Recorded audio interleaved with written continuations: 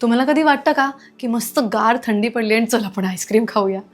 किंवा जंकचं क्रेविंग, पाणीपुरी मस्त मिळाली ना तर काय मज्जा येईल, किंवा आत्ता छान चहा होऊन जाऊ दे यार, थंडी किती मस्त पडली. तर असेच क्रेविंग्स होत असतील तर definitely you need to see more. नमस्कार, माझं नाव आहे डॉक्टर देविका देशमुख. मी MD आयुर्वेदिक पंचकर्म फिजिशियन आणि कन्सल्टंट आहे with being a director at Kerala ayurvedic clinic, Vile Parle east, Mumbai. आजचं टॉपिक आहे क्रेविंग्स. क्रेविंग्स म्हणजे काय की मनाला काहीतरी हवंसं वाटणं. आणि ते का हवंसं वाटतं? कारण ते मिळत नसतं. There is something called as marketed cravings, म्हणजे ज्याच्या आपण जाहिराती फार जास्त बघतो आणि वाटतं ते बेल्जियम वॉफल्स ना ते मला खायचे आहेत, कारण ते सारखे तेच दिसतं, तर आहे तरी काय हे. Okay, so those are not your cravings. You are actually craving it because you are seeing it online and all over again. So असे मार्केटेड क्रेविंग्सपासून तर आपण नक्कीच दूर राहू शकतो.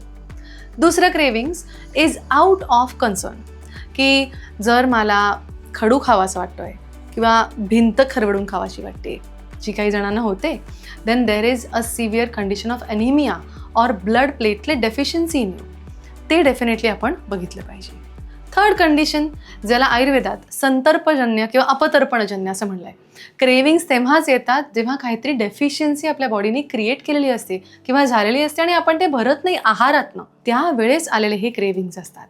सो आपण जर गोड खूप खावंसं वाटते म्हणून सतत गोडच खात राहिलो तर हे क्रेविंग्स मात्र थांबत नाहीत, पण अंगातील आलेल्या लठ्ठपणामधलं मात्र वाढत जातं. ॲट द सेम टाईम मला काहीतरी चटपटीत खावंसं वाटतं म्हणून मी सतत भेळ खात राहिले तर ती जीभ कधीच शांत होत नाही, पण मनातली चंचलता, कॉन्स्टिपेशन, ड्रायनेस ऑफ हेअर, अंगातली शुष्कता ती मात्र वाढत जाते. So with cravings you have to understand की your body is asking for something, see what it is, be mindful of it आणि मग ते कर्ब करा. जसं कोणी आपल्या जवळ नसतं तेव्हा कसं मिसिंग आउट फिलिंग होतं ना, की अरे यार तू इकडे असायला हवी होतीस, इथे छान फंक्शन चाललं आणि तू नाही आहेस. सो काही नसतं त्याचं आपण मिस आउट करतो. तसंच आपल्या बॉडीतली ती हाक आहे ऑफ क्रेविंग्स, की हे माझ्याकडे नाही आहे, मला हवं आहे, पण ते कुठल्या स्वरूपात द्यायचं ह्याला मात्र तुमची सतसत विवेक बुद्धीच तुम्हाला काम करणार आहे आणि ती तुम्ही जरूर वापरा. आणि नैसर्गिकरित्या सगळ्यात सुंदर क्रेविंग कुठली माहिती आहे? एका आईची क्रेविंग. जी आई पोटात मूल घेऊन आहे तिची मोस्ट नॅचरल क्रेविंग आहे, ती मात्र कधीही डावरू नका.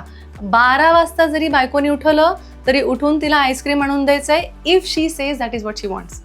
कारण ते क्रेविंग हे बाळ बनत असताना काही घटक मिळत नाहीत म्हणून आलेलं बाळाची ती हाक आहे. त्यामुळे ती तुमच्या घरी जर कोणी गर्भवती स्त्री असेल, तुमची सून असेल, मुलगी असेल, मुलांनी पण ते ऐकलं पाहिजे आणि डेफिनेटली आईची मदत केली पाहिजे, तुमच्या पत्नीची मदत करा आणि तिला मात्र ते क्रेविंग पूर्ण होऊ द्या. तुमचे कुठले क्रेविंग्ज आहेत ते डेफिनेटली आम्हाला कळवा in the comment section below. See you.